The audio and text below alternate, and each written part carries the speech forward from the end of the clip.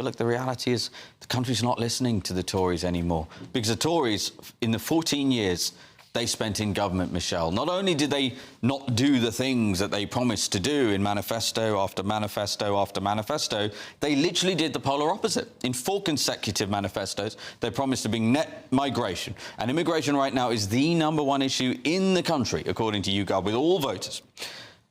They, instead of cutting it to tens of thousands, as they promised in 4 consecutive manifestos, they left office with a number at over 1 million and left office with the total number across those 14 years at 6.5 million. They talk about fiscal responsibility and living within our means. It's insulting the viewers of this programme and voters' intelligence. They tripled the national debt to almost £3 trillion.